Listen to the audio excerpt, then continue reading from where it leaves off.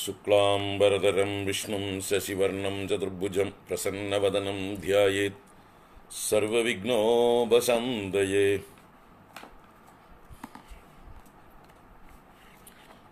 സരസ്വതി നമസ്തുഭ്യം വരദേ കാമരൂപിണി. വിദ്യാരംഭം കരിഷ്യാമി സിദ്ധിർഭവതു may സദാ. ഗുരുർബ്രഹ്മാ ഗുരുർവിഷ്ണുഃ ഗുരുർദേവോ മഹേശ്വരഃ. ഗുരുഃ സാക്ഷാത് പരം ബ്രഹ്മ തസ്മൈ ശ്രീ ഗുരവേ നമഃ.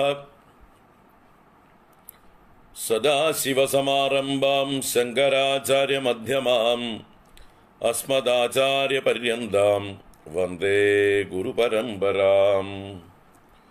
ശിവം ശിവകരം ശാന്തം ശിവാത്മാനം ശിവോത്തമം ശിവമാർഗപ്രണേതാരം പ്രണതോസ്മി സദാശിവം.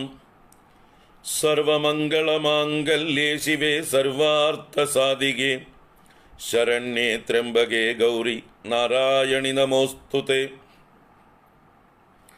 ഷഡാനനം ചന്ദനലേപിതാംഗം മഹോരസം ദിവ്യമയൂരവാഹനം രുദ്രസ്യ സൂനും സുരസൈന്യനാദം ബ്രഹ്മണ്യദേവം ശരണം പ്രപദ്യേ. ഭൂതനാഥ സദാനന്ദ സർവഭൂതദയാപര രക്ഷ രക്ഷ മഹാബാഹോ ശാസ്ത്രേ തുഭ്യം നമോ നമഃ. രാമായ രാമഭദ്രായ രാമചന്ദ്രായ വേദസേ രഘുനാഥായ നാഥായ സീതായാഃ പദയേ നമഃ. മനോജവം മാരുതതുല്യവേഗം ജിതേന്ദ്രിയം ബുദ്ധിമതാം വരിഷ്ഠം വാതാത്മജം വാനരയൂഥമുഖ്യം ശ്രീരാമദൂതം ശിരസാ നമാമി. സച്ചിദാനന്ദരൂപായ വിശ്വോത്പത്യാദിഹേതവേ താപത്രയവിനാശായ ശ്രീകൃഷ്ണായ വയം നുമഃ. കൃഷ്ണായ വാസുദേവായ ഹരയേ പരമാത്മനെ പ്രണതക്ലേശനാശായ ഗോവിന്ദായ നമോ നമഃ. പീതാംബരം കരവിരാജിത ശംഖചക്രകൗമോദഗീ സരസിജം കരുണാസമുദ്രം രാധാസഹായമതിസുന്ദരമന്ദഹാസം വാതാലയേശമനിശം ഹൃദി ഭാവയാമി. ഓം ശ്രീ ഗുരുഭ്യോ നമഃ. ഓം നമഃ ശിവായ. ശ്രീ മഹാദേവ്യൈ നമഃ. ഓം നമോ ഭഗവതേ വാസുദേവായ. ഓം നമഃ പരമഋഷിഭ്യോ നമഃ. പരമഋഷിഭ്യഃ. ദേവി മാഹാത്മ്യ തരംഗിണി 7ാം എപ്പിസോഡിലേക്ക് എല്ലാവർക്കും സുസ്വാഗതം. ദുർഗാ സപ്തശ്ലോകി ചൊല്ലി നമ്മുടെ വിഷയത്തിലേക്ക് വരാം. സപ്തശ്ലോകി 7 ശ്ലോകങ്ങൾ. ഓം ജ്ഞാനിനാമപി ചേദാംസി ദേവി ഭഗവതി ഹി സാ ബലാദാകൃഷ്യ മോഹായ മഹാമായ പ്രയച്ഛതി. ദുർഗേ സ്മൃതാ ഹരസി ഭീതിമശേഷജന്തോഃ സ്വസ്ഥൈ സ്മൃതാ മതിമതീവ ശുഭം ദദാസി. ദാരിദ്ര്യദുഃഖഭയഹാരിണികാ ത്വദന്യാ സർവോപകാരകരണായ സദാർദ്രചിത്താ. സർവമംഗളമാംഗല്യേ ശിവേ സർവാർത്ഥസാധികേ ശരണ്യേ ത്രയംബകേ ഗൗരി നാരായണി നമോസ്തുതേ. ശരണാഗതദീനാർത്തപരിത്രാണപരായണേ സർവസ്യാർത്തിഹരേ ദേവി നാരായണി നമോസ്തുതേ. സർവസ്വരൂപേ സർവേശേ സർവശക്തിസമന്വിതേ ഭയേഭ്യസ്ത്രാഹിനോ ദേവി ദുർഗേ ദേവി നമോസ്തുതേ. സർവബാധാപ്രശമനം ത്രൈലോക്യസ്യാഖിലേശ്വരി ഏവമേവ ത്വയാ കാര്യം അസ്മത് വൈരിവിനാശനം. രോഗാനശേഷാൻ അപഹംസി തുഷ്ടാ രുഷ്ടാ തു കാമാൻ സകലാനഭീഷ്ടാൻ ത്വാമാശ്രിതാനാം ന വിപന്നരാണാം ത്വാമാശ്രിതാ ഹ്യാശ്രയതാം പ്രയാന്തി. ഇതി ശ്രീ ദുർഗാ സപ്തശ്ലോകീ സമ്പൂർണ. ഹരി ഓം, ഹരി ഓം, ഹരി ഓം. എല്ലാവർക്കും ഒരിക്കൽ കൂടെ സുസ്വാഗതം. ഇന്നലെ നമ്മൾ ദേവീ മാഹാത്മ്യത്തിലെ പ്രഥമ ചരിതം മധുകൈടഭവധം എന്ന 1-ാം അധ്യായം വായിക്കുകയും അതിൻ്റെ ഒരു സാമാന്യ സംഗ്രഹം എന്താണെന്ന് കാണുകയും ചെയ്തു. ദേവീ മാഹാത്മ്യം പറഞ്ഞു കൊടുക്കുന്നത് മാർക്കണ്ഡേയ മഹർഷി ജൈമിനി മഹർഷിക്കാണെന്നും ആ പശ്ചാത്തലം ആരോടാണ് യഥാർത്ഥത്തിൽ ദേവീ മാഹാത്മ്യം പറയുന്നത്, സുമേധസ് എന്നതായിട്ടുള്ള ഋഷി സുരതൻ എന്ന രാജാവിനും സമാധി എന്ന വൈശ്യനുമായിട്ടാണ് ദേവീ മാഹാത്മ്യ കഥകൾ പറഞ്ഞു കൊടുക്കുന്നത്. അതിൻ്റെ പശ്ചാത്തലം ആദ്യം കണ്ടു. അതിനുശേഷം ദേവിയുടെ 1-ാമത്തെ മാഹാത്മ്യ കഥ, അതാണ് പ്രഥമ ചരിതം മധുകൈടഭ വധം എന്നുള്ളതായിട്ടുള്ള, എങ്ങനെയാണ് സൃഷ്ടിയുടെ ആരംഭത്തിൽ ബ്രഹ്മദേവൻ മഹാവിഷ്ണുവിൻ്റെ നാഭീകമലത്തിൽ നിന്ന് പൊങ്ങി വന്നതായിട്ടുള്ള സമയത്ത് ആ ബ്രഹ്മദേവനെ ഉപദ്രവിക്കാനായിക്കൊണ്ട് മധുകൈടഭന്മാർ വന്നതായിട്ടുള്ള സമയത്ത് ആ മധുകൈടഭന്മാരെ വധിക്കാൻ വിഷ്ണുവിനെ ബ്രഹ്മദേവൻ ഉണർത്താൻ ശ്രമിച്ച് ഉണരാതിരുന്നപ്പോൾ യോഗനിദ്രാദേവിയെ ശരണം പ്രാപിച്ചുകൊണ്ട് രാത്രി സൂക്തം കൊണ്ട് സ്തുതിച്ചതും ദേവി പ്രസാദിച്ച് വിഷ്ണുവിൻ്റെ കരണങ്ങളിൽ നിന്നെല്ലാം മാറിക്കൊടുത്തതും വിഷ്ണു യോഗനിദ്രയിൽ നിന്ന് ഉണർന്നതും വിഷ്ണുവിൻ്റെ തന്നെ അല്ലെങ്കിൽ ദേവിയുടെ തന്നെ അനുഗ്രഹം കൊണ്ട് വിഷ്ണു ആ മധുകൈടഭന്മാരെ വധിക്കുന്നതുമായിട്ടുള്ള കഥയാണ് 1-ാമത്തെ ചരിതം. അത് സാമാന്യമായിട്ട് ഇന്നലെ നമ്മൾ കണ്ടു. പിന്നീട് നമുക്ക് അതിൻ്റെ ശ്ലോകം ബൈ ശ്ലോകം വേർഡ് ബൈ വേർഡൊക്കെ നമുക്ക് വിശദീകരിച്ച് വേണമെങ്കിൽ പിന്നീട് കാണാം. അതിന് ക്ഷമയുണ്ടാവണം. നിങ്ങളൊക്കെ ഇവിടെ തന്നെ ഉണ്ടെങ്കിൽ ഞാനുണ്ടാവും ഇവിടെ തന്നെ. ഈശ്വരാനുഗ്രഹം ഉണ്ടെങ്കിൽ അത് നമുക്ക് തുടർന്ന് പറയാം. അപ്പോൾ ഇപ്പോൾ നമ്മൾക്ക് മധ്യമചരിതം എന്ന് പറയുന്ന 2-ാമത്തെ ചരിതത്തിലേക്ക് അതിനെ പരിചയപ്പെടാൻ പ്രവേശിക്കാം. ഇപ്പോൾ 2-ാമത്തെ ചരിതമാണ് മധ്യമചരിതം. ഈ ദേവീ മാഹാത്മ്യത്തിലെ ഏറ്റവും പ്രധാന ചരിതം മധ്യമചരിതമാണ്. ആ കഥയാണ് മഹിഷാസുരവധം. മഹിഷാസുരവധമാണ് ഈ കഥയിലെ മുഖ്യ കഥാതന്തു. അത് 3 അധ്യായങ്ങളായിട്ടാണ് ഈ ചരിതം വർണ്ണിച്ചിട്ടുള്ളത്.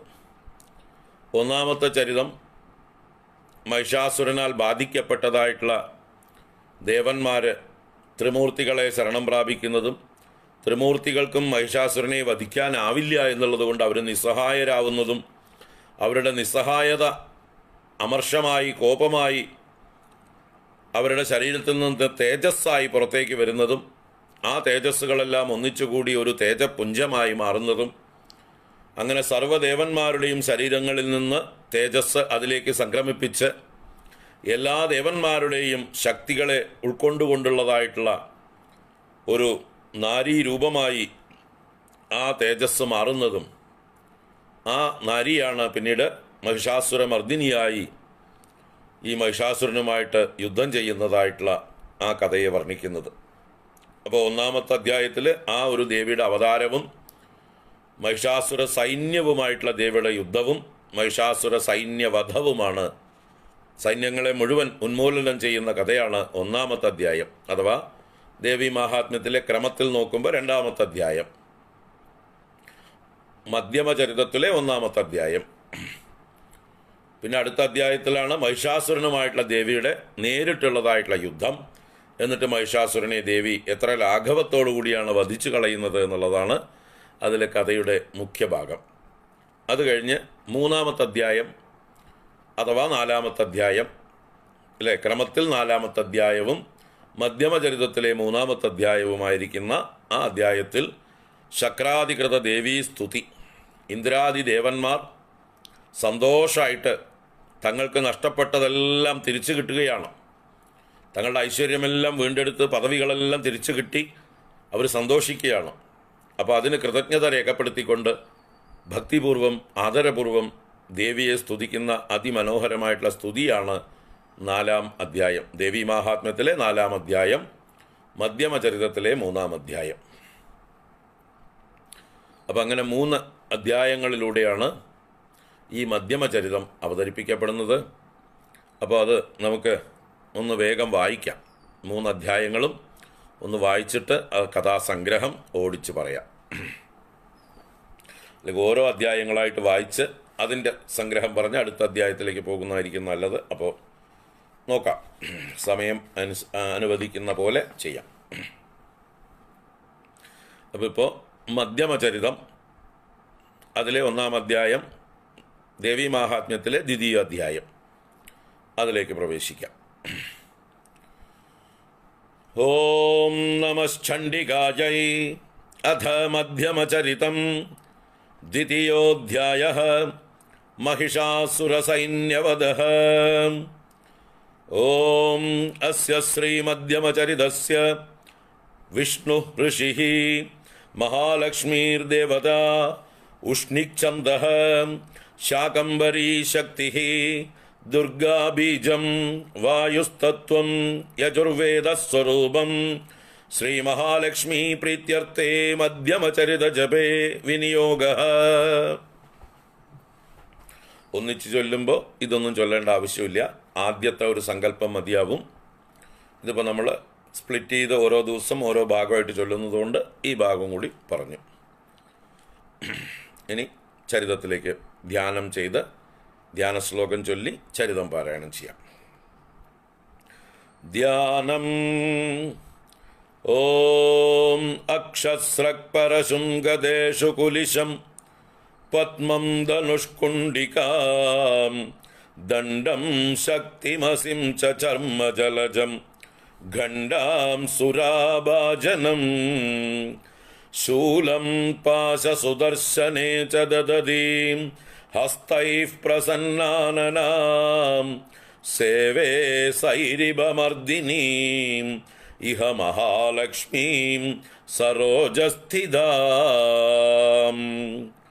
ഓം ഹ്രീം ഋഷിരുവാച ദേവാസുരമഭൂദ്യുദ്ധം പൂർണ്ണമബ്ദശതം പുരാ महिषे असुराणामधिपे देवानां च पुरन्दरे तत्रासुरैर्महावीर्यैः देवसैन्यं पराजितं जित्वा च सकलान् देवान् इन्द्रो भून्महिषासुरः ततः पराजिता देवाः पद्मयोनिं प्रजापतिं पुरस्कृत्य गदास्तत्र यत्रेष गरुडध्वजौ यथा वृत्तं तयोस्तद्वद् महिषासुरचेष्टितं त्रिदशा कथयामासुः देवाभिभवविस्तरं सूर्येन्द्राग्न्यनिलेन्दूनां यमस्य वरुणस्य च अन्येषां चाधिकारान् सह स्वयमेवाधितिष्ठति स्वर्गान्निराकृताः सर्वे तेन देवगणा भुवि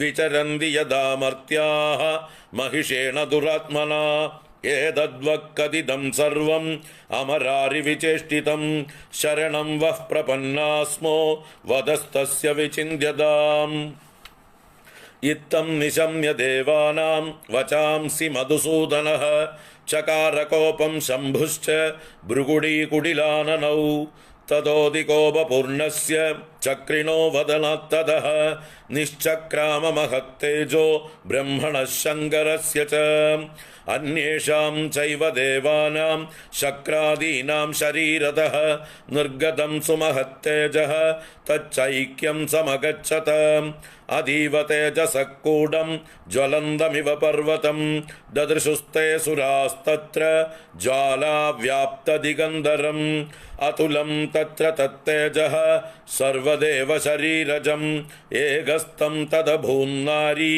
व्याप्तलोकत्रयं त्विषा यदभूत् शाम्भवं तेजः तेनाजायत तन्मुखं याम्येन चाभवन् केशाः बाहवो विष्णुतेजसा സൗമ്യേന സ്തനയോർയുഗ്മം മധ്യമ ഇന്ദ്രേണ ചാഭവത് വാരുണേന ച ജംഘോരു നിതംബസ്തേജസാ ഭുവഃ ബ്രഹ്മണസ്തേജസാ പാദൗ തദംഗുല്യോർക്കതേജസാ വസൂനാം ച കരാംഗുല്യഃ കൗബേരേണ ച നാസികാ തസ്യാസ്തു ദന്താഃ സംഭൂതാഃ പ്രാജാപത്യേന തേജസാ നയനത്രിദയം ജജ്ഞേ ത്വധാ പാവകതേജസാ ഭ്രുവൗ ച സന്ധ്യയോസ്തേജഃ ശ്രവണാവനിലസ്യ ച അന്യേഷാം ചൈവ ദേവാനാം സംഭവസ്തേജസാം ശിവാ തതഃ സമസ്തദേവാനാം തേജോരാശി സമുദ്ഭവാം താം വിലോക്യമുദം പ്രാപുഃ അമരാ മഹിഷാർദിതാഃ ശൂലം ശൂലാദ്വിനിഷ്കൃഷ്യ ദദൗ തസ്യൈ പിനാകദൃക് ചക്രം ച ദത്തവാൻ കൃഷ്ണഃ സമുൽപാട്യ സ്വചക്രദഃ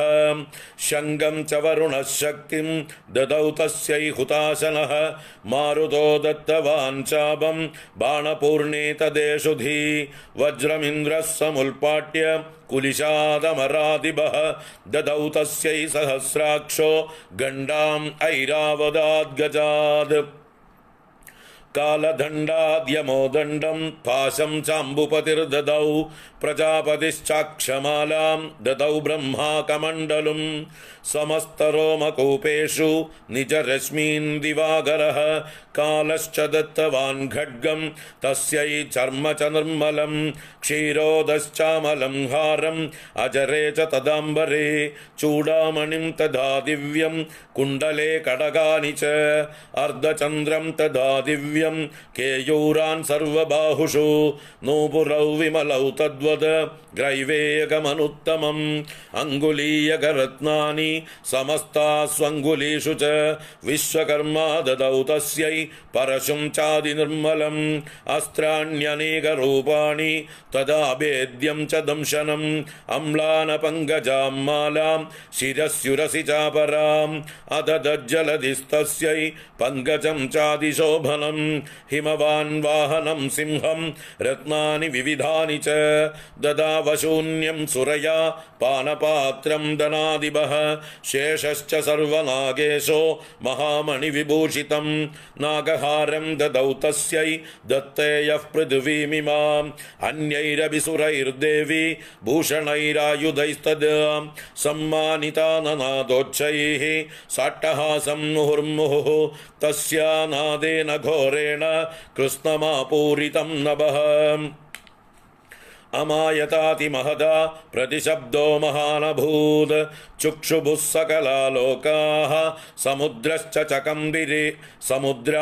ചകന്ദിരേ ചചാല വസുധാ ചേലുഃ സകലാശ്ച മഹീധരാഃ ജയേതി ദേവാശ്ച മുദാ താമൂചുഃ സിംഹവാഹിനീം തുഷ്ടുവുർമുനയശ്ചൈനാം ഭക്തിനമ്രാത്മമൂർത്തയഃ ദൃഷ്ട്വാ സമസ്തം സംക്ഷുബ്ധം ത്രൈലോക്യമമരാരയഃ സന്നദ്ധാഖില സൈന്യാസ്തേ സമുത്തസ്തുരുദായുധാഃ ആഹ് കിമേതദിതി ക്രോധാത് ആഭാഷ്യ മഹിഷാസുരഃ അഭ്യധാവത തം ശബ്ദം അശേഷൈരസുരൈർവൃതഃ സദദർശ തതോ ദേവീം വ്യാപ്തലോകത്രയാം തിഷാ പാദാക്രാന്ത്യാനദഭുവം കിരീടോല്ലിഖിതാംബരാം ക്ഷോഭിതാശേഷപാതാളാം ധനുർജ്യാ നിസ്വനേന താം ദിശോ ഭുജസഹസ്രേണ സമന്താദ്വ്യാപ്യ സംസ്ഥിതാം തതഃ പ്രവവൃതേ യുദ്ധം തയാ ദേവ്യാസുരദ്വിഷാം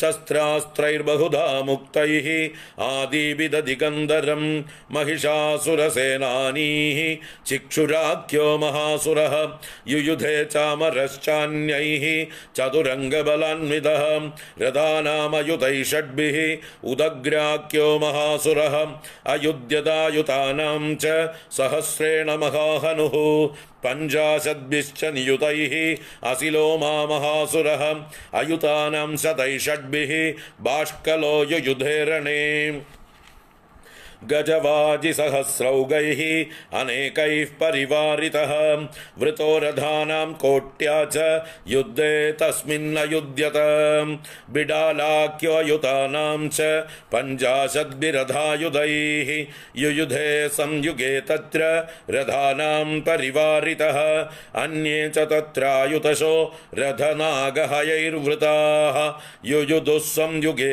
देव्या सह तत्र महासुराः कोटिकोटिसहस्रैस्तु रथानां दन्दिनां तदा हयानां च वृतो युद्धे तत्राभून्महिषासुरः तोमरैर्भिन्दिपालैश्च शक्तिभिर्मुसलैस्तदा युयुधुः संयुगे देव्या खड्गैः परशुपट्टिशैः केचिच्च चिक्षिभुः शक्तिः केचित् पाशांस्तदा परे देवीं खड्गप्रहारैस्तु ते तां हन्तुं प्रचक्रमुः सापि देवी तदस्तानि शस्त्राण्यस्त्राणि चण्डिका लीलयैव प्रचिच्छेद निजशस्त्रास्त्रवर्षिणी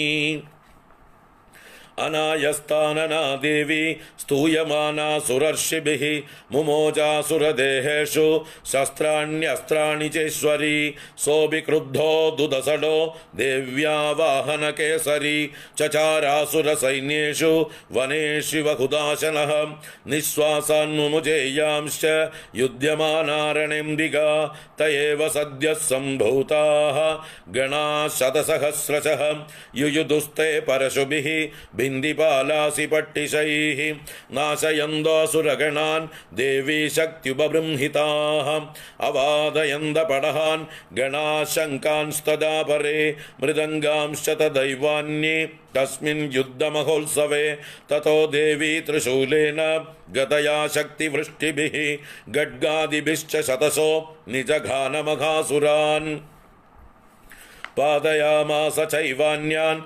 गण्डास्वनविमोहितान् असुरान् भुवि पाशेन बद्ध्वा चान्यानकर्षयत् केचिद्विधा कृतास्तीक्ष्णैः खड्गपादैस्तदा परे विपोदिता निपातेन गतया भुवि शेरते वेमुश्च केचिद्रुधिरं मुसलेन भृशं हताः केचिन्निपतिता भूमौ भिन्ना शूलेन वक्षसि निरन्तरा शरौघेण कृता केचिद्रणाजिरे सेनानुकारिण प्राणान् मुमुजुस्त्रिदशार्दनाः केषाञ्चिद्बाहवश्चिन्नाः छिन्नग्रीवास्तदा परे शिरांसि पेतुरन्येषाम् अन्ये मध्ये विदारिताः विच्छिन्नजङ्गास्त्वपरे पेतुरुर्व्यां महासुराः एकबाह्वक्षिचरणाः केचिद्देव्या द्विधा कृताः छिन्नेऽपि चान्ये शिरसि पतिता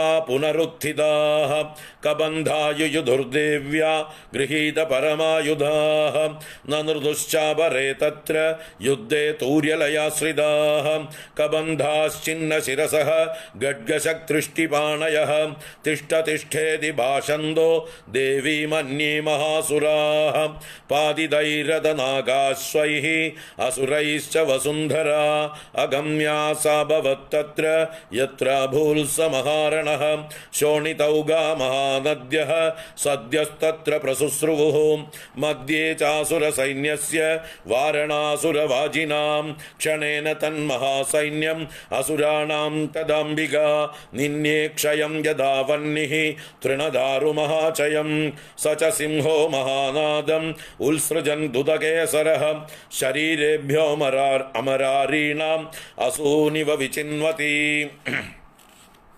देव्या गणैश्च तैस्तत्र कृतं युद्धं तदासुरैः यदैषां तुष्टुवुर्देवाः पुष्पवृष्टिमुचो दिवि ॐ इति श्रीमार्कण्डेयपुराणे सावर्णिके मन्वन्तरे देवी माहात्म्ये महिषासुरसैन्यवधो नाम द्वितीयोऽध्यायः.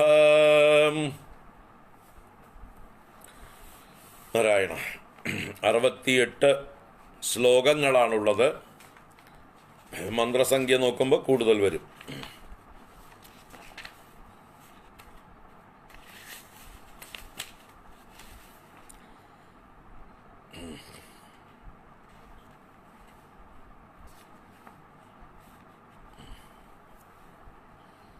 മന്ത്രസംഖ്യ ഇതിൽ 69 മന്ത്രങ്ങളാണ് ഉവാച ശബ്ദമടക്കം വരുന്നത്.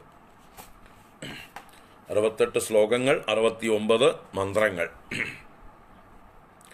അപ്പോൾ ഏകദേശം 13-14 മിനിറ്റ് എടുത്തു പാരായണം ചെയ്യാനായിക്കൊണ്ട്. ഇനി അടുത്തത് മഹിഷാസുരവധം എന്നുള്ളതായിട്ടുള്ള 2-ാം അധ്യായം. 41 ശ്ലോകങ്ങളാണുള്ളത്. ഒരു 10 മിനിറ്റിൻ്റെ അടുത്തെടുക്കും. അത് കഴിഞ്ഞാലുള്ള ഗംഭീരമായിട്ടുള്ള സ്തുതിയാണ് ശക്രാധികൃത ദേവി സ്തുതി. അത് 36 ശ്ലോകങ്ങളാണുള്ളത്.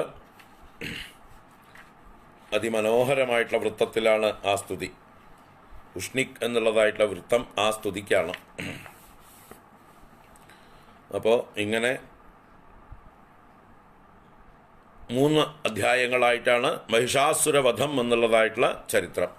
അപ്പോൾ നമുക്ക് ഈ അധ്യായം ഒന്ന് വായിച്ച ഭാഗം ഒന്ന് ഓടിച്ചൊന്ന് എന്താണ് വായിച്ചതെന്ന് നോക്കിയിട്ട് പോവാം. മുഴുവൻ വിസ്തരിച്ചൊന്നും പറയുന്നില്ല, ഓടിച്ച് പറയുകയാണ്. അപ്പോൾ കഴിഞ്ഞ അധ്യായം അഥവാ പ്രഥമ ചരിതം പറഞ്ഞു കഴിഞ്ഞപ്പോൾ അവസാനത്തെ ശ്ലോകത്തിൽ നമ്മുടെ എന്താ പറയുക, സുമേധസ് ഋഷി സുരത സമാധിമാരോട് ഒരു കാര്യം പറഞ്ഞു. ഈ ദേവിയുടെ പ്രഭാവത്തെക്കുറിച്ച് ഞാൻ ഇനിയും പറയാം. അതാണ് കഴിഞ്ഞ അധ്യായത്തിൽ 78-ാമത്തെ ശ്ലോകത്തിൽ പ്രഭാവമസ്യാ ദേവ്യാസ്തു ഭൂയശൃണു വദാമി തേ, ഇനിയും ഞാൻ പറയാം കേട്ടോളൂ എന്ന് പറഞ്ഞുകൊണ്ട് നിർത്തിയതാണ്. അതിൻ്റെ തുടർച്ചയായിട്ട് ഈ 2-ാം അധ്യായം ആരംഭിക്കുകയാണ്. ആ ഋഷി ആരാ? ഋഷി സുമേധസ് എന്ന ഋഷി. അതാണ് ഋഷിരുവാച എന്ന് പറയുന്നത്. അപ്പോൾ സുമേധസ് ഋഷി സുരതൻ എന്ന രാജാവിനും സമാധി എന്ന വൈശ്യനും ദേവിയുടെ മഹാത്മ്യ കഥകൾ പറഞ്ഞു കൊടുക്കുകയാണ് ഇവിടെ. അത് മാർക്കണ്ഡേയ മഹർഷി ജൈമിനി മഹർഷിക്ക് പറയുന്നു, അല്ലേ? അത് ഞാൻ നിങ്ങളോട് പറയുന്നു. അപ്പോൾ ഇങ്ങനെ ഒരു സുമേധസ് ഋഷിയാണ് ഇവിടുത്തെ ദേവീ മാഹാത്മ്യം പറയുന്ന ഋഷി. സുരതനും സമാധിയുമാണ് അവിടുത്തെ ശ്രോതാക്കൾ. ഇപ്പം എന്താ പറഞ്ഞത്?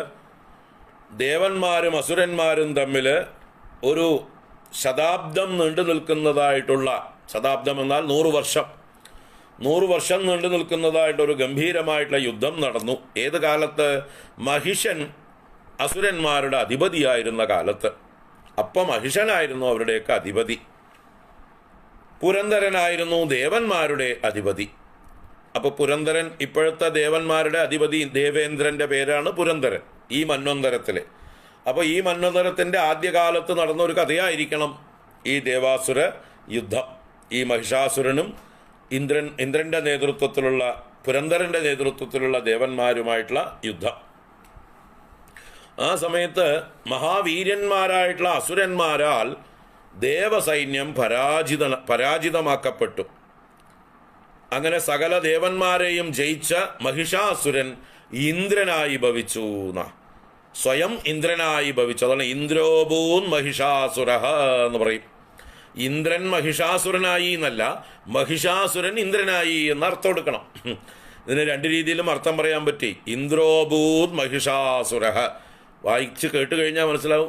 വിചാരിക്കും ഇന്ദ്രഹ മഹിഷാസുര അഭൂത്, ഇന്ദ്രൻ മഹിഷാസുരനായ്യോ. അങ്ങനെയല്ല, മഹിഷാസുര ഇന്ദ്രഹ അഭൂത്, മഹിഷാസുരൻ ഇന്ദ്രപദവിയിൽ വന്നു എന്നർത്ഥം. അപ്പം ഞാൻ മുമ്പ് പറഞ്ഞിട്ടുണ്ട്, പല ക്ലാസ്സിലും പറഞ്ഞിട്ടുണ്ട്, ഇന്ദ്രൻ എന്നുള്ളത് ഒരു പദവിയാണ്. നമ്മുടെ ഗവർണർ, പ്രസിഡന്റ്, പ്രധാനമന്ത്രി എന്നൊക്കെ പറയും പോലെയുള്ള സ്ഥാനമാണ്. പുണ്യം കൊണ്ട് പ്രാപിക്കുന്നതായിട്ടുള്ള സ്ഥാനമാണ്. 100 അശ്വമേധയാഗങ്ങൾ ചെയ്താൽ എത്തിപ്പെടാവുന്ന, ക്വാളിഫൈഡ് ആവുന്ന ഒരു സ്ഥാനമാണ്. അത് ഒരു മന്വന്തര കാലത്തേക്കാണ് ആ സ്ഥാനത്തിൽ ഇരിപ്പ്. ഒരു മന്വന്തര കാലം എന്നാൽ 71 ചതുർയുഗങ്ങളാണ് എന്ന് നമ്മൾ നാരായണീയ ക്ലാസ്സിലും മറ്റ് പല ക്ലാസ്സുകളിലും പറഞ്ഞിട്ടുണ്ട്. അപ്പോൾ ആ ഒരു മന്വന്തര കാലത്ത് ഇന്ദ്രനായിട്ട് ഇരുന്നിരുന്നത് ഈ പുരന്ദരനാണ്. ആ പുരന്ദരനെ സ്ഥാനത്ത് നിന്ന് നീക്കി സ്വയം മഹിഷാസുരൻ ഇന്ദ്രനായി സ്വയം അവരോധിച്ചു. ആരെയും പേടിയില്ലാതെ ഇതിന് മുകളിലൊക്കെ ആരെങ്കിലും ഉണ്ടോ, ഈ ഇന്ദ്രനെ അപ്പോയിന്റ് ചെയ്യാൻ വല്ല അതോറിറ്റി ഉണ്ടോ എന്നൊന്നും ചിന്തിക്കാതെ താൻ തന്നെ സ്വയം ഇന്ദ്രനായി പദവിയേറ്റു. അപ്പോൾ എന്താ അതിന് കാരണം വെച്ചാൽ, ഈ മഹിഷാസുരൻ ബ്രഹ്മദേവനെ തപസ് ചെയ്ത് വരം മേടിച്ചു. ബ്രഹ്മദേവൻ പ്രസന്നനായപ്പോൾ എന്താ വരം വേണ്ടത് ചോദിച്ചപ്പോൾ എനിക്ക് മരണം ഉണ്ടാവരുത് എന്ന് പറഞ്ഞു. അപ്പോൾ ബ്രഹ്മദേവൻ പറഞ്ഞു, അത് എനിക്ക് തരാൻ പറ്റില്ല, കാരണം എനിക്കും മരണമുള്ള ആളാണ്, എനിക്കും കാലത്തിന് പരിധിയുണ്ട്, ഞാനും 100 വർഷം ആയുസ്സുള്ള ഒരാളാണ്. ബ്രഹ്മാവിൻ്റെ ആയുസ്സിനും പരിധിയുണ്ട്. അദ്ദേഹവും എന്താ പറയുക, എറ്റേണലായിട്ട് നിത്യനായിട്ടിരിക്കുന്ന ആളല്ല. പ്രളയം, മഹാപ്രളയം വരുമ്പോൾ, ബ്രഹ്മപ്രളയം എന്ന പ്രളയം വരുമ്പോൾ ബ്രഹ്മദേവനും ഇല്ലാതെയാവും. പിന്നീട് അടുത്ത സൃഷ്ടി ആരംഭിക്കുമ്പോഴാണ് വേറെ ബ്രഹ്മദേവൻ ആവിർഭവിക്കുക, പുതിയ ബ്രഹ്മദേവൻ ഉണ്ടാകും. അപ്പം ഇങ്ങനെ ബ്രഹ്മദേവന്മാർ പോലും മാറി മാറി വരുന്നവരാണ്. നമുക്കും വേണമെങ്കിൽ ബ്രഹ്മപദവിയിലേക്കൊക്കെ പോവാം. നമ്മൾ അതിനുള്ള ഉപാസനകളൊക്കെ ചെയ്താൽ മതി. ഹിരണ്യഗർഭോപാസന മുതലായിട്ടുള്ള ഉപാസനകളുണ്ട്. അത് ചെയ്താൽ നമുക്കും ബ്രഹ്മദേവ പദവിയിലേക്ക് യോഗ്യത നേടാം. അപ്പോൾ ബ്രഹ്മദേവൻ പറഞ്ഞു, എനിക്ക് സാധിക്കില്ല, ആ വരം തരാൻ പറ്റില്ല, വേറെന്തെങ്കിലും ചോദിച്ചോ എന്ന് പറഞ്ഞു. അപ്പോൾ ഈ മഹിഷാസുരൻ ശക്തനാണ്. അദ്ദേഹം വിചാരിച്ചു, എന്നാൽ പിന്നെ സ്ത്രീകൾ ശക്തിയില്ലാത്തവരാണ്, അബലകളാണല്ലോ പൊതുവെ, അപ്പോൾ സ്ത്രീകൾക്ക് തന്നെ ജയിക്കാനോ തന്നെ വധിക്കാനോ കഴിയില്ല. അങ്ങനെ കരുതിയിട്ട് അദ്ദേഹം വരം ചോദിച്ചത്, എനിക്ക് മരണമുണ്ടെങ്കിൽ ഒരു സ്ത്രീയുടെ കൈ കൊണ്ടായിക്കോട്ടെ എന്ന് വെച്ചാൽ സ്ത്രീകൾ തന്നെ കൊല്ലാൻ കഴിയില്ല എന്നുള്ള അഭിമാനം, അഹങ്കാരം നല്ലോണം ഉണ്ടായിരുന്നു. അതുകൊണ്ട് ആ വരം ചോദിച്ചു. അപ്പോൾ ബ്രഹ്മദേവൻ ആശ്വസിച്ചു. അദ്ദേഹം തഥാസ്തു എന്ന് പറഞ്ഞ് ആ വരവും കൊടുത്ത് അന്തർദാനം ചെയ്തു. അങ്ങനെ വരം കൊണ്ട് അഹങ്കാരിയായി തീർന്നു. തന്നെ ലോകത്തിലുള്ള ഒരു പുരുഷന്മാർക്കും ഇനി തന്നെ കൊല്ലാൻ പറ്റില്ല എന്ന് അദ്ദേഹത്തിന് ബോധ്യമായി. അങ്ങനെ ആണ് ഈ സ്വർഗലോകം ആക്രമിക്കുന്നതും ഇന്ദ്രാദികളെയൊക്കെ അടിച്ചോടിക്കുന്നതും. സ്വയം ഇന്ദ്രപദവി ഏറ്റെടുത്തു. അങ്ങനെ ഈ അസുരന്മാരെല്ലാം ദേവന്മാരെല്ലാം പരാജിതരായിട്ട് പത്മയോനിം പ്രജാപതിം പുരസ്കൃത്യ ഗതാസ്തത്ര എത്രേശ ഗരുഡധ്വജൗ. ഈ ദേവന്മാരൊക്കെ ഉടനെ പത്മയോനിയെ സമീപിച്ചു. ആരാ പത്മയോനി? പത്മം യോനിയായിരിക്കുന്നവൻ എന്ന് പറഞ്ഞാൽ പത്മം ജന്മസ്ഥാനമായിരിക്കുന്നവൻ. ഏത് പത്മത്തിൽ നിന്നാണ് ബ്രഹ്മദേവൻ ഉണ്ടായത്. അപ്പോൾ ആ ബ്രഹ്മദേവനെ ശരണം പ്രാപിച്ചു. അപ്പോൾ ബ്രഹ്മദേവനെയും കൂട്ടിയിട്ട് ദേവന്മാരെന്നിട്ട് എവിടേക്ക് പോയി? എത്ര ഈശ ഗരുഡധ്വജം. ഈശനും ഗരുഡധ്വജനും. ആരാ ഈശൻ? മഹേശൻ. ഗരുഡധ്വജൻ ആരാ? വിഷ്ണു. അപ്പോൾ വിഷ്ണുവിൻ്റെ അടുത്തേക്കും രുദ്രൻ്റെ അടുത്തേക്കും ബ്രഹ്മദേവൻ്റെ നേതൃത്വത്തിൽ ഈ ദേവന്മാരൊക്കെ കൂടി ചെന്ന് ശരണം പ്രാപിച്ചു. ആ മഹിഷാസുരൻ്റെ ചേഷ്ടകളെക്കുറിച്ചൊക്കെ ഈ ദേവന്മാരെ ആവലാദികൾ പറഞ്ഞ് നിവേദനം ചെയ്തു. ഞങ്ങളെല്ലാം ആ മഹിഷാസുരനാൽ ഓടിക്കപ്പെട്ടു, ഞങ്ങളുടെ സ്ഥാനമാനങ്ങളെല്ലാം നഷ്ടപ്പെട്ടു, ഞങ്ങളിത് അനാഥരായി അലഞ്ഞു തിരിയുകയാണ്.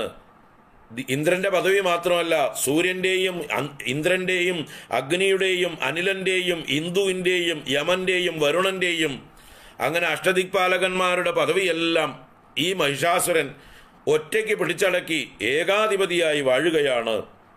അങ്ങനെ സ്വർഗത്തിൽ നിന്ന് ഞങ്ങൾ നിഷ്കാസിതരായി, ഞങ്ങളിതാ മനുഷ്യന്മാരെ പോലെ ഭൂമിയിൽ പ്രച്ഛന്ന വേഷത്തിൽ സഞ്ചരിക്കുകയാണ് എന്നിങ്ങനെ ആ ദേവശത്രുവായ മഹിഷാസുരൻ ചെയ്തതായിട്ടുള്ള ചേഷ്ടകളെക്കുറിച്ച് ദേവന്മാർ വിഷ്ണു ഭഗവാനോടും രുദ്രനോടും ബ്രഹ്മദേവന്റെ മുമ്പിൽ വെച്ച് ആവലാതി പറഞ്ഞു. അതുകൊണ്ട് ഞങ്ങളിതാ അങ്ങയെ ശരണം പ്രാപിച്ചിരിക്കണു. ശരണം വഃ പ്രപന്നാസ്മോ വധസ്തസ്യ വിചിന്യതാം. തസ്യ വധഃ വിചിന്യതാം. അവനെ വധിക്കാനുള്ള ഉപായം ചിന്തിക്കൂ എന്ന് ഈ ദേവന്മാർ പറഞ്ഞു. അങ്ങനെ ദേവന്മാരുടെ വാക്കുകൾ കേട്ടതായിട്ടുള്ള മധുസൂദനൻ, മധുവിനെ കൊന്ന ആ വിഷ്ണു ഭഗവാൻ ചിന്തിച്ചപ്പോൾ ഇവന് വരമുണ്ട്, സ്ത്രീയുടെ കയ്യിൽ നിന്നേ മരണമുള്ളൂ, അപ്പോൾ നമ്മൾ പോയിട്ട് കാര്യമില്ല എന്ന് ഇവർക്ക് മനസ്സിലായി. അങ്ങനെ ഇവരുടെ ഉള്ളിലെ അമർഷം, ഇവരുടെ വിഷമം അത് കോപമായി മാറി. അങ്ങനെ മധുസൂദനനും ശംഭുവും 3 പേരും കോപം കൊണ്ടു ഭൃഗുടീ കുടിലാനനവൂ എന്ന് പറഞ്ഞു. അവരുടെ പുരികക്കൊടികൾ വളഞ്ഞ് ഭയങ്കരമായിട്ടുള്ള മുഖത്തോടുകൂടി ക്രോധം പൂണ്ടവരായി തീർന്നു. അങ്ങനെ അതികോപപൂർണസ്യ ചക്രിണഃ വദനാത്. ആ ചക്രായുധനായ വിഷ്ണുവിൻ്റെ മുഖത്തു നിന്ന് മഹത്തേജഃ നിശ്ചക്രാമ. ഒരു മഹത്തായ തേജസ് അദ്ദേഹത്തിന്റെ മുഖത്തു നിന്ന് പുറത്തേക്ക് വന്നു, നിഷ്ക്രമിച്ചു. അതുപോലെ ബ്രഹ്മണഃ ശങ്കരസ്യ, ബ്രഹ്മാവിൻ്റെയും ശങ്കരന്റെയും മുഖത്തു നിന്ന് തേജസ്സുകൾ പുറത്തേക്ക് വന്നു. അതുപോലെ തന്നെ അന്യേഷാം ജൈവദേവാനാം ശക്രാദീനാം ശരീരതഃ നിർഗതം സുമഹത്തേജഃ, ഇന്ദ്രാദി ദേവന്മാരുടെ ശരീരത്തിൽ നിന്നൊക്കെ ഒരു മഹത്തായ തേജസ് പൊങ്ങി വന്ന് തച്ച ഐക്യം സമഗച്ഛത, അത് ഐക്യത്തെ പ്രാപിച്ചു. എല്ലാ തേജസ്സുകളും കൂടി ഒന്നായി തീർന്നു. അങ്ങനെ അതീവ തേജസക്കൂടം ജ്വലന്തമിവ പർവ്വതം, ഒരു അഗ്നിപർവ്വതം ജ്വലിക്കുന്നത് പോലെ ജ്വലിച്ചു നിന്നു. ആ ദേവന്മാര് ഈ ജ്വാലാവ്യാപ്ത ദിഗന്ധരം, ഈ ജ്വാലയെ കൊണ്ട് ദിഗന്ധരങ്ങളെല്ലാം വ്യാപിച്ചതായിട്ട് ആ ദേവന്മാരെല്ലാം കണ്ടു. അങ്ങനെയുള്ള ആ സർവ്വദേവന്മാരുടെയും ശരീരത്തിൽ നിന്ന് ആവിർഭവിച്ച ആ തേജസ്സുകൾ ഒന്നിച്ചു ചേർന്ന് ഏകസ്ഥമായിട്ടുള്ളത് തദബൂ നാരി വ്യാപ്ത ലോകത്രയം തിഷാ, തൻ്റെ ശോഭ കൊണ്ട്, കാന്തി കൊണ്ട്, തിഷാ എന്ന് പറഞ്ഞാൽ തിട്ട എന്നാൽ കാന്തി, ശോഭ, പ്രകാശം എന്നൊക്കെ അർത്ഥം. തൻ്റെ കാന്തി കൊണ്ട് 3 ലോകങ്ങളെയും പ്രകാശിപ്പിക്കുന്നതായിട്ടുള്ള ഒരു നാരിയായിട്ട് ആ തേജസ് പരിണമിച്ചു. ഇവരെല്ലാം നോക്കി നിൽക്കെ ഈ തേജപുഞ്ചം, ഈ അഗ്നിപർവ്വതം പോലെ ജ്വലിച്ചിരുന്നതായിട്ടുള്ള ഈ തേജസ് ഒരു സുന്ദരിയായ ഗംഭീരയായിട്ടുള്ള ഒരു സ്ത്രീരത്നമായി മാറി. ആ നാരിയുടെ പ്രകാശം 3 ലോകങ്ങളെയും വ്യാപിച്ചു എന്നാണ്. അപ്പൊ ഇനി അതിൽ ഓരോരുത്തരുടെയും തേജസ് ഈ ദേവിയുടെ ഏതേത് അവയവങ്ങളായി തീർന്നു എന്ന് പ്രത്യേകം പറയണു. ശംഭുവിന്റെ തേജസ് ഈ ദേവിയുടെ മുഖമായി തീർന്നു, വായയായി തീർന്നു.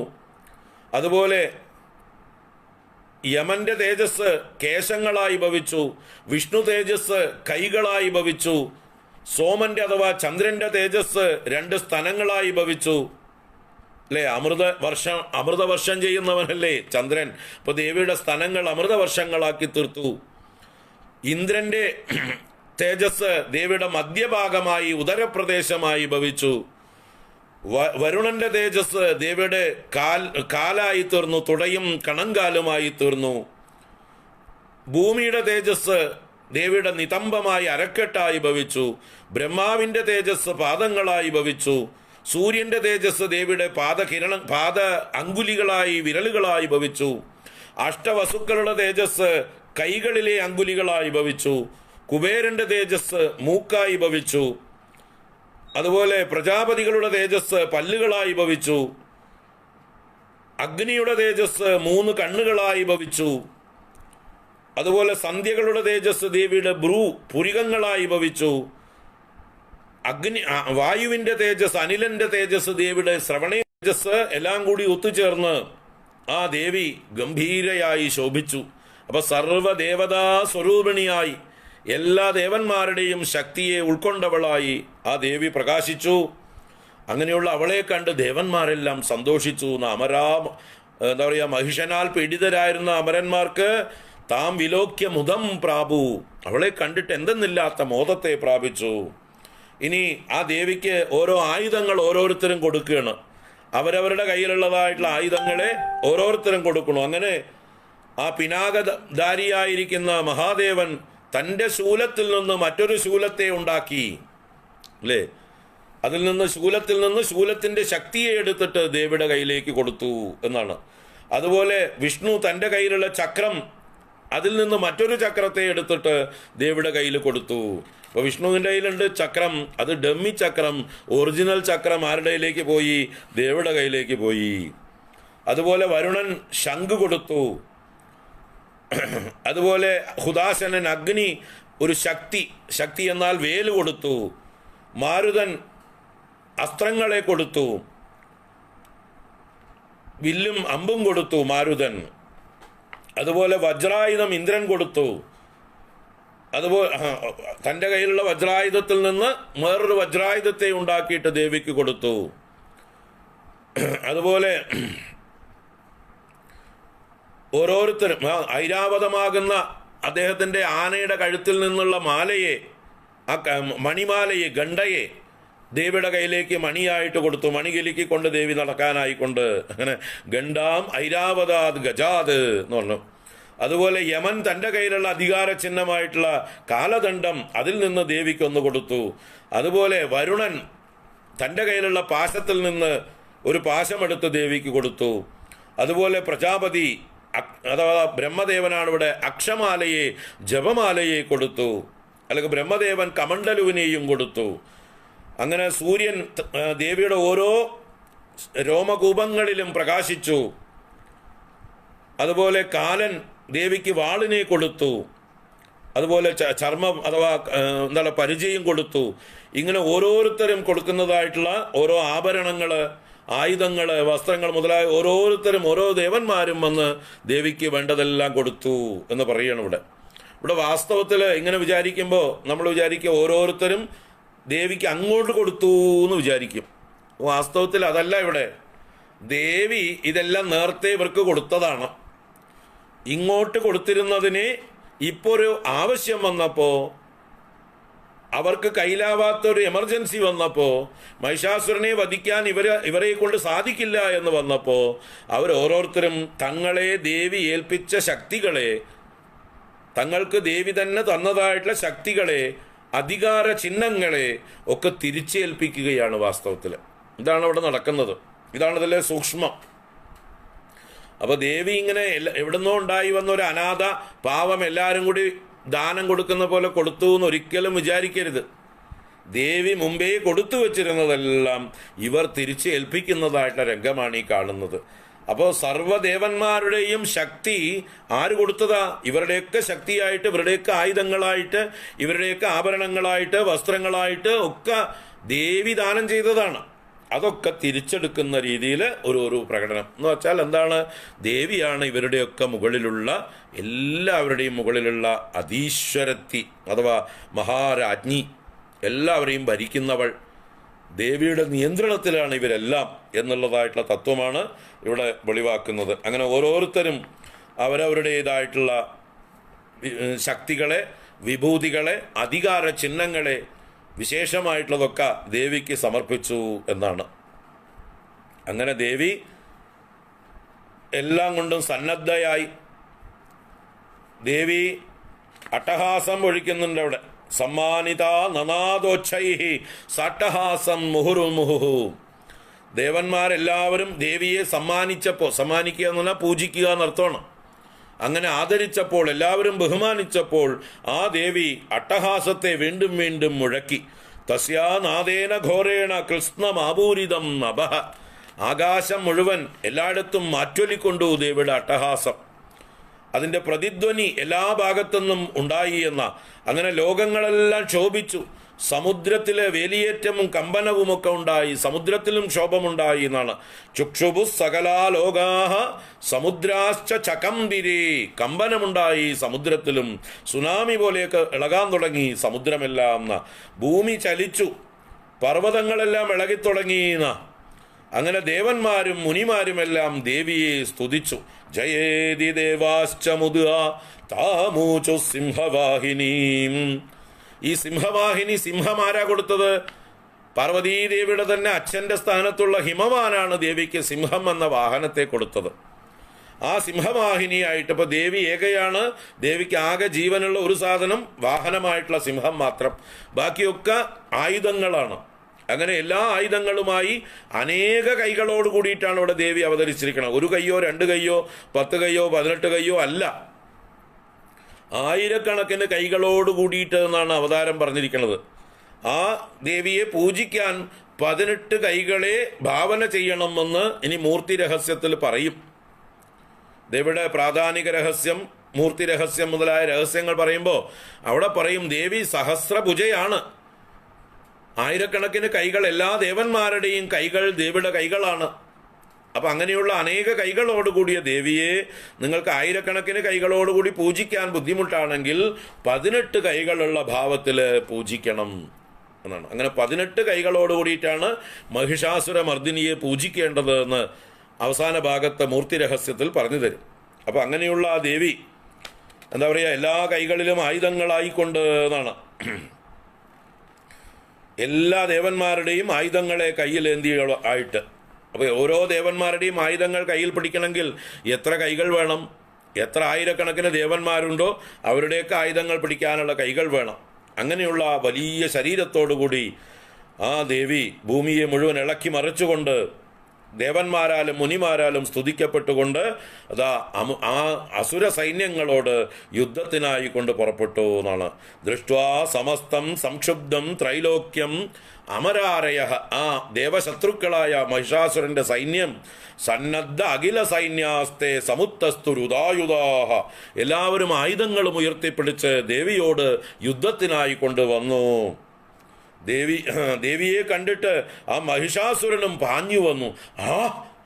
ആ കിമേതത് എന്ന് മഹിഷാസുരന്റെ ശബ്ദം ഇവിടെ ഉണ്ടാക്കുന്നുണ്ട്. കിമേതത് ഇതി ക്രോധാദാഭാഷ്യ, ഇതെന്താ ഇത് എന്ന് പറഞ്ഞുകൊണ്ട് മഹിഷാസുരൻ അഭ്യതാവത ദേവിയുടെ നേരെ പാഞ്ഞു വന്നു മറ്റുള്ള അസുരന്മാരോട് കൂടിയിട്ട്. ആ മഹിഷാസുരൻ ദേവിയെ കണ്ടു. ദേവിയുടെ കാന്തി കൊണ്ട് ലോകങ്ങളെ മുഴുവൻ വ്യാപിച്ചിരിക്കുന്നവളായിട്ട്.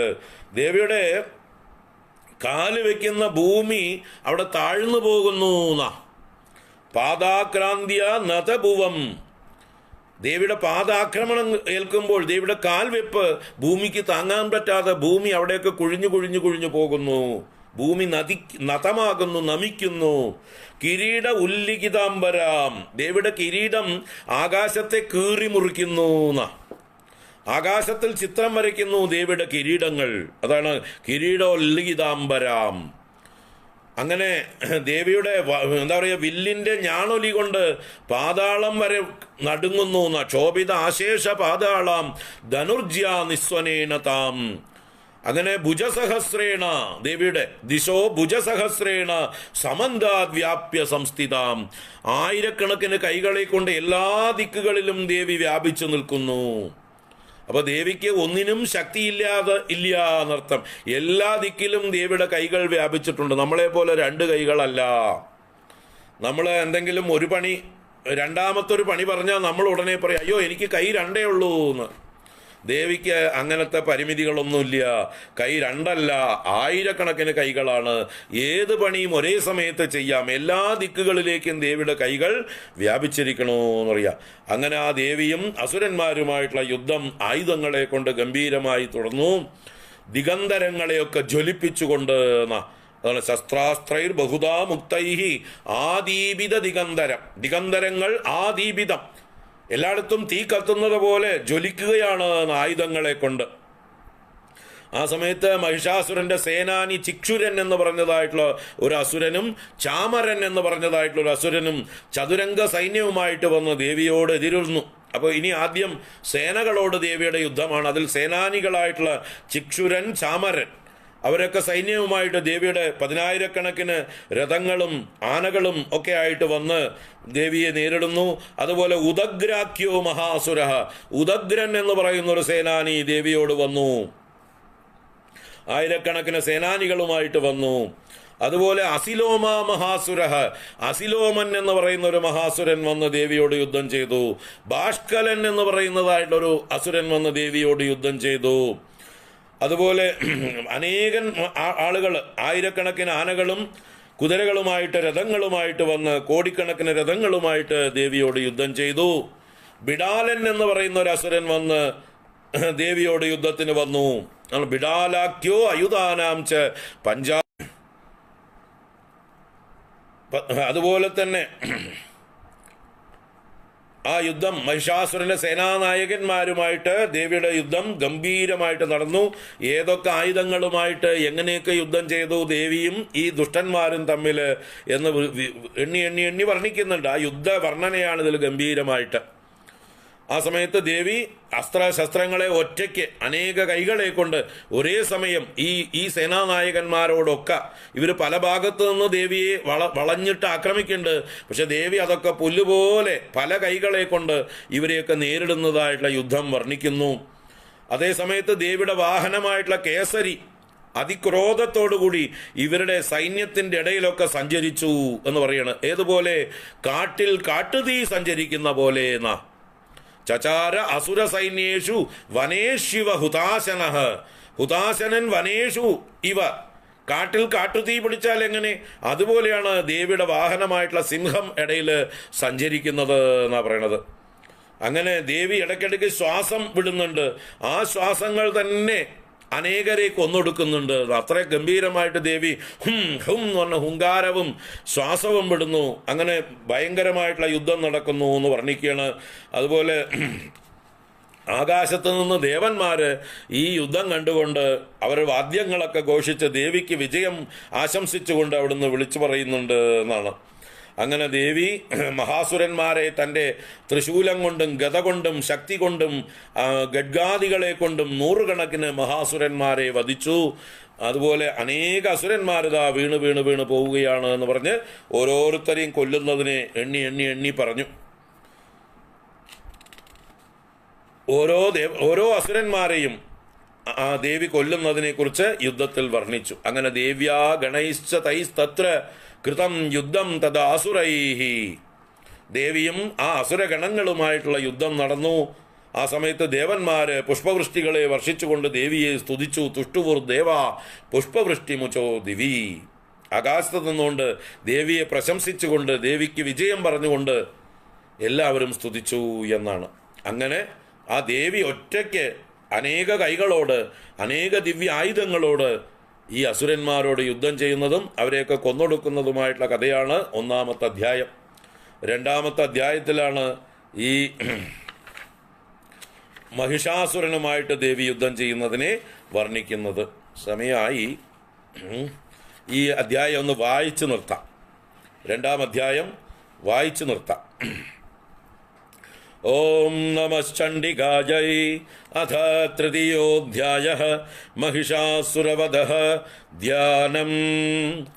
ഓം ഉദ്യദ്ഭാനുസഹസ്രകാന്തിമരുണക്ഷൗമാം ശിരോമാലികാം രക്താലിപ്തപയോധരാം ജപവടീം വിദ്യാമഭീതിം വരം ഹസ്താബ്ജൈർദദതീം ത്രിനേത്രവിലസത് വക്രാരവിന്ദശ്രിയം ദേവീം ബദ്ധഹിമാംശുരത്നമുകുടാം വന്ദേരവിന്ദസ്ഥിതാം. ഓം ഋഷിരുവാച. നിഹന്യമാനം തൽസൈന്യം അവലോക്യ മഹാസുരഃ സേനാനീ ചിക്ഷുരക്കോപാത് യയൗ യോദ്ധുമദാംബികാം സദേവീം ശരവർഷേണ വവർഷ സമരേ സുരഃ യദാ മേരുഗിരേ ശൃംഗം തോയവർഷേണ തോയദഃ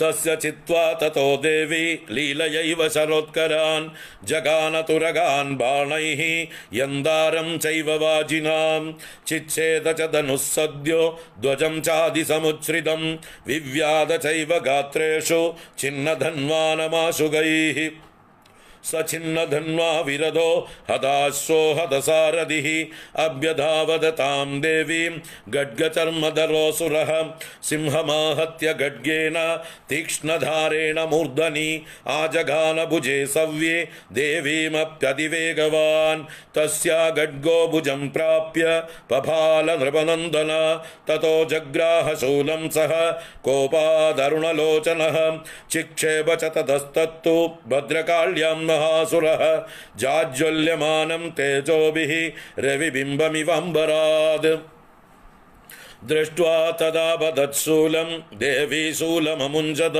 തത്ശൂലം സദദാതേന നീതം സ ച മഹാസുരഃ ഹതേ തസ്മിൻ മഹാവീര്യെ മഹിഷസ്യ ചമൂപദൗ ആജഗാമ ഗജാരൂഢഃ ചാമരസ്ത്രിദശാർദ്ദനഃ സോഭിശക്തിം നുമോചാദ ദേവ്യാസ്താമംബികാദ്രുതം ഹുങ്കാരാഭിഹതാം ഭൂമൗ പാദയാമാസ നിഷ്പ്രഭാം ഭഗ്നാം ശക്തിം നിപതിതാം ദൃഷ്ട്വാ ക്രോധസമന്വിതഃ ചിക്ഷേപ ചാമരശൂലം ബാണൈസ്തദപി സാക്ഷിനത് തദസിംഹഃ സമുൽപത്യ ഗജകുംഭാന്തരേ സ്ഥിതഃ ബാഹുയുദ്ധേന യുയുധേ തേനോച്ചൈസ്ത്രിദശാരിണാ യുധ്യമാനൗ തദസ്തൗ തു തസ്മാന്നാഗാൻ മഹിം ഗദൗ യുയുധാദേതി സംരബ്ധൗ പ്രഹാരൈരതിദാരുണൈഃ തതോ വേഗാത് കമുൽപത്യ നിപത്യ ച മൃഗാരിണാ കരപ്രഹാരേണ ശിരഃ ചാമരസ്യ പൃഥകൃതം ഉദഗ്രശ്ചരണേ ദേവ്യാ ശിലാവൃക്ഷാദിബിർഹതഃ ദന്തമുഷ്ടിതലൈശ്ചൈവ कराळश्च निपातितः देवी क्रुद्धा गदापादैः चूर्णयामास चोद्धतं बाष्कलं भिन्दिपालेन बाणैस्ताम्रं तदान्दकम् उग्रास्यमुग्रवीर्यं च तदैव च महाहनुं त्रिनेत्रा च त्रिशूलेन जगान परमेश्वरी बिडालस्यासिना कायात् पादयामास वैशिरः दुर्धरं दुर्मुखं चोभौ शरैर्निन्येयमक्षयम् एवं संक्षीयमाणे तु स्वसैन्ये महिषासुरः माहिषेण स्वरूपेण त्रासयामास तान् गणान् कांश्चित्तुण्डप्रहारेण कुरक्षेभैस्तदापरान् लाङ्गूलताडिदांश्चान्यान् शृङ्गाभ्यां च विदारिदान् वेगेन कांश्चिदपरान् नादेन भ्रमणेन च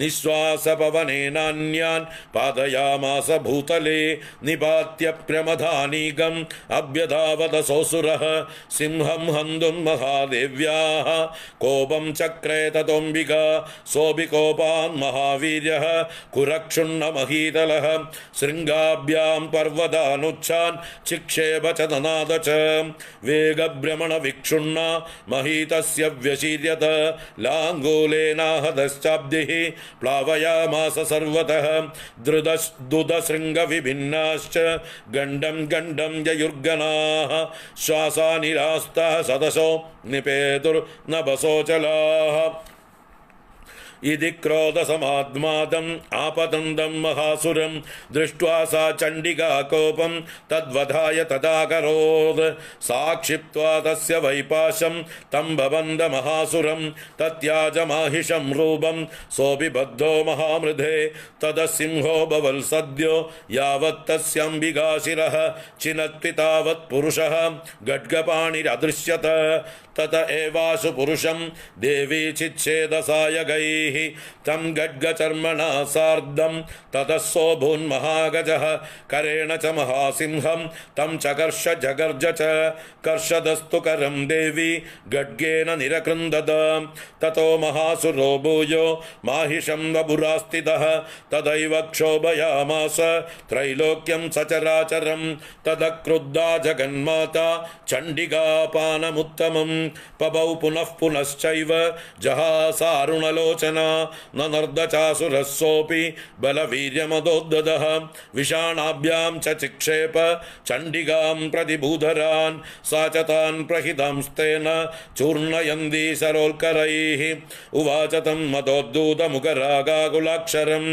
देव्युवाच गर्ज गर्ज क्षणं मूढ मधु यावत् पिबाम्यहं मया त्वयि हतेऽत्रैव गर्जिष्यन्त्यासु देवताः ऋषिरुवाच एवमुक्त्वा समुल्पत्य सारूढा तं महासुरं पादेनाक्रम्य कण्ठे च शूलेनैनमताडयद ततः सोऽपि पदाक्रान्तः तया निजमुखात्ततः अर्धनिष्क्रान्त एवासीत देव्या वीर्येण संवृतः अर्धनिष्क्रान्त एवासौ युध्यमानो महासुरः तया महासिना देव्या शिरश्चित्वा निपातितः ततो हाहाकृतं सर्वं दैत्यसैन्यं ननाश तद् प्रहर्षं च परं जग्मुः सकला देवतागणाः तुष्टुवुस्तां सुरा देवीं सह दिव्यैर्महर्षिभिः जगुर्गन्धर्वपतयो न नृतुश्चाप्सरो गणाः ओम इति श्रीमार्कण्डेयपुराणे सावर्णिके मन्वन्तरे देवी माहात्म्ये महिषासुरवधो नाम तृतीयोऽध्यायः. അപ്പോൾ ഈ മധ്യമചരിതത്തിലെ 2-ാം അധ്യായം, ദേവി മാഹാത്മ്യത്തിലെ 3-ാം അധ്യായം, അതാണ് ഇപ്പോൾ വായിച്ചത്. അതിൽ ആ സേനാനായകന്മാരൊന്നും മരിച്ചിട്ടുണ്ടായിരുന്നില്ല. സേനകളെയാണ് ദേവി ആദ്യത്തെ അധ്യായത്തിൽ വധിച്ചു കളഞ്ഞത്. ഈ 2-ാം അധ്യായത്തിൻ്റെ ആരംഭത്തിലാണ് ഓരോ സേനാനായകന്മാരും പേരെടുത്ത് പറഞ്ഞ് അവരേതേത് വാഹനങ്ങളിൽ വന്ന് ഏതേത് ആയുധങ്ങളെ കൊണ്ട് ദേവിയോട് യുദ്ധം ചെയ്തു, ദേവി അതാത് ആയുധങ്ങളെ അല്ലെങ്കിൽ അതാത് അസുരന്മാരെ എങ്ങനെയൊക്കെ നേരിട്ട് അവരെ വധിച്ചു എന്ന് എണ്ണി എണ്ണി ഓരോരുത്തരുടെയും പേര് പറഞ്ഞ് വധിക്കുന്നതാണ് വർണ്ണിച്ചത്. അതിൻ്റെ ഇടയ്ക്ക് ദേവിയുടെ വാഹനമായിട്ടുള്ള സിംഹവും ചില സേനാനായകന്മാരെ വധിക്കുന്നുണ്ട്. ചാമരൻ മുതലായിട്ടുള്ള സേനാനായകന്മാരുടെ ആനപ്പുറത്തേക്ക് സിംഹം ചാടിക്കയറുന്ന രംഗമൊക്കെ ഉണ്ട്. ആ ആനയുടെ മസ്തകത്തിലേക്ക് ചാടിക്കയറി ആ മസ്തകത്തിൽ നിന്നുകൊണ്ട് ചാമരനെ തൻ്റെ കൈകൊണ്ട് അടിച്ചു ആ സിംഹം എന്ന് പറയുമ്പോൾ ആ ചാമരൻ സിംഹത്തിൻ്റെ പുറത്തുനിന്ന് ഭൂമിയിൽ വീണു. പിന്നെ ചാമരനും സിംഹവുമായിട്ടുള്ള യുദ്ധത്തിൽ ആ ചാമരൻ്റെ തലയെ സിംഹം അടിച്ചുടച്ചു എന്ന് പറയുന്നുണ്ട്. അങ്ങനെ അപ്പോൾ സിംഹം ദേവിയുടെ കൂട്ടത്തിൽ അത്യാവശ്യം പണിയൊക്കെ എടുക്കുന്നുണ്ട് എന്ന് പറയുക. ഗംഭീരമായിട്ട് ദേവിക്കൊപ്പം നിൽക്കുന്നുണ്ട്. അങ്ങനെ ദേവിയും സിംഹവും കൂടി ഈ അസുര സൈന്യത്തെ മുഴുവൻ ഉന്മൂലനം ചെയ്തപ്പോഴാണ് നമ്മുടെ മഹിഷാസുരൻ്റെ വരവ്. ഒരു 1.5 വരവാണ്. ആ മഹിഷാസുരനും ദേവിയുമായിട്ടുള്ള യുദ്ധം വളരെ വിശദമായിട്ട് വർണ്ണിച്ചിട്ടുണ്ട്. നമുക്ക് നാളെ കാണാം. അത് കഴിഞ്ഞ് ആ ദേവിയെ സ്തുതിച്ച സ്തുതി, അതിനെക്കുറിച്ചും നാളെ കാണാം. ഗംഭീര സ്തുതിയാണ്. അത് ഫ്രഷായിട്ട് വായിക്കുമ്പോഴാണ് വളരെ സുഖമുണ്ടാവുക. അപ്പം നാളെ ഫ്രഷായിട്ട് ആ 3-ാം അധ്യായം വായിക്കാം. ഇപ്പം ഇന്ന് തൽക്കാലം നിർത്താം. നമുക്ക് അപരാധ ക്ഷമാപണ സ്തോത്രം ചൊല്ലി നിർത്താം. അവസാനത്തെ ആ ക്ഷമാപ്രാർത്ഥന.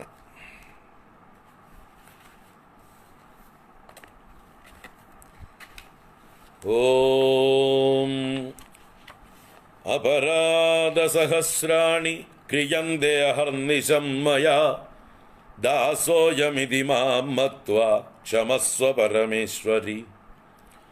ആവാഹനം ന ജാനാമി വിസർജനം പൂജാം ചൈവ ന ജാനാമി ക്ഷമ്യതാം പരമേശ്വരി. മന്ത്രഹീനം ക്രിയാഹീനം ഭക്തിഹീനം സുരേശ്വരി യത് പൂജിതം മയാ ദേവി പരിപൂർണം തദസ്തു മേ. അപരാധസദം കൃത്വാ ജഗദംബേതി ചോച്ചരേത് യാം ഗതിം സമവാപ്നോതി ന താം ബ്രഹ്മാദയഃ സുരാഃ. സാപരാധോസ്മി ശരണം പ്രാപ്തസ്ത്വാം ജഗദംബികേ ഇദാനീമനുകമ്പ്യോഹം യഥേച്ഛസി തദാ കുരു. അജ്ഞാനാദ് വിസ്മൃതേർഭ്രാന്ത്യാ യന്യൂനമധികം കൃതം തൽസർവം ക്ഷമ്യതാം ദേവി പ്രസീദ പരമേശ്വരി.